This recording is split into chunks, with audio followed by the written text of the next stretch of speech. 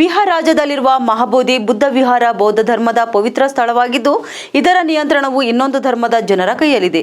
ಬೇರೆ ಯಾವ ಧರ್ಮದ ಗುಡಿ, ದೇವಾಲಯ, ಚರ್ಚ್, ಮಸೀದಿ, ಗುರುದ್ವಾರಗಳಲ್ಲಿ ಪೂಜೆಗೆ ಮತ್ತು ಕಮಿಟಿಯಲ್ಲಿ ಅನ್ಯ ಧರ್ಮರಿಗೆ ಅವಕಾಶ ಇರುವುದಿಲ್ಲ. ಅಂದಮೇಲೆ ಬುದ್ಧ ವಿಹಾರದಲ್ಲಿ ಏಕೆ ಅನ್ಯರಿಗೆ ಅವಕಾಶ ನೀಡಬೇಕು? ವಿಹಾರದ ಸಂಪೂರ್ಣ ಜವಾಬ್ದಾರಿ ಬೌದ್ಧರ ಕೈಯಲ್ಲಿಯೇ ಇರಬೇಕು.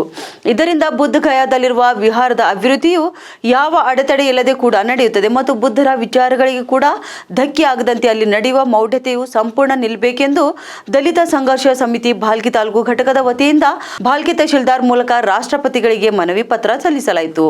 ಮನವಿ ಪತ್ರ ನೀಡಿ ಮಾತನಾಡಿದ ಕರ್ನಾಟಕ ದಲಿತ ಸಂಘರ್ಷ ಸಮಿತಿ ಭಾಲ್ಕಿ ತಾಲೂಕು ಘಟಕದ ಸಂಚಾಲಕರಾದ ಪ್ರವೀಣ್ ಮೋರೆ ಅವರು, ಬ್ರಾಹ್ಮಣ ಶಾಹಿಗಳ ಕೈಯಲ್ಲಿರುವ ಬಿಹಾರ ರಾಜ್ಯದಲ್ಲಿರುವ ಮಹಾಬೋಧಿ ಬುದ್ಧ ವಿಹಾರದ ಅಧಿಕಾರವನ್ನು ಬೌದ್ಧರಿಗೆ ಮಾತ್ರ ನೀಡಬೇಕು. ವಿಹಾರದ ಕಮಿಟಿಯ 9 ಜನ ಸದಸ್ಯರನ್ನು ಕೂಡ ಬೌದ್ಧರನ್ನೇ ನೇಮಕ ಮಾಡಬೇಕು ಎಂದು ಹೇಳಿದರು.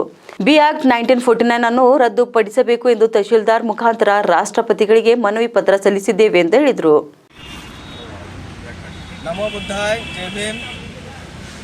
ಇವತ್ತಿನ ದಿವಸ ಭಾರತದ ಬೋಧಗಯಾದಲ್ಲಿರುವಂಥ ಮಹಾಬೋಧಿ ಬೌದ್ಧ ವಿಹಾರವು ಬ್ರಾಹ್ಮಣಶಾಹಿ ಕೈಯಲ್ಲಿರ್ತಕ್ಕಂಥ ಅಧಿಕಾರವನ್ನು ಬೌದ್ಧ ಸಮಾಜಕ್ಕೆ ನೀಡಬೇಕಂತೇಳಿ BT ಆ್ಯಕ್ಟ್ ಮಹಾಬೋಧಿ ಕಮಿಟಿ 95ರ ಪ್ರಕಾರ ಅಧ್ಯಕ್ಷ ಮತ್ತು 4 ಜನ ಸದಸ್ಯರು ಬ್ರಾಹ್ಮಣರನ್ನು ತೆಗೆದುಹಾಕಿ ಸಂಪೂರ್ಣವಾಗಿ 9 ಜನರ ಕಮಿಟಿಯಲ್ಲಿ ಎಲ್ಲ ಬೌದ್ಧರಿಗೆ ಅಧಿಕಾರವನ್ನು ನೀಡಿ ಬೌದ್ಧ ಗಯಾ ವಿಹಾರದ ಉನ್ನತಕ್ಕಾಗಿ ಏನಪ್ಪ ಅಂತಂದರೆ ಇದು ಒಂದು ಕಮಿಟಿ ರದ್ದುಪಡಿಸಬೇಕು. BT ಆ್ಯಕ್ಟ್ 1949ರ ಕಾಯ್ದೆ ರದ್ದುಪಡಿಸಬೇಕಂತೇಳಿ ಕೇಂದ್ರ ಸರ್ಕಾರಕ್ಕೆ ನಮ್ಮ ಸಂಘಟನೆ ವತಿಯಿಂದ ನಾವು ಮನವಿ ಮಾಡ್ತಾ ಇದ್ದೀವಿ. ಅದೇ ರೀತಿ ರಾಷ್ಟ್ರಪತಿಯವರಿಗೆ ಈಗಾಗಲೇ ಏನಪ್ಪ ಅಂದ್ರೆ ಪತ್ರ ಸಲ್ಲಿಸಲಾಗಿದೆ.